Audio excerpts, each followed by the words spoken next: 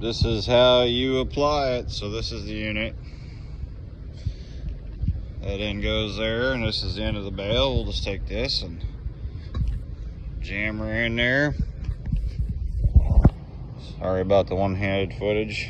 And then this here slides over and wedges the flakes from falling back down when you're feeding. So there's a single prong that goes here if one chooses to swing this unit out of the way.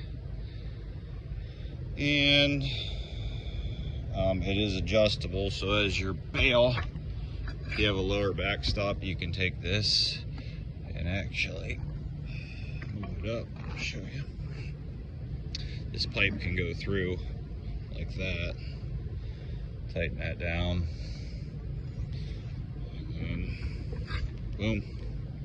So it's got several functions. Appreciate it.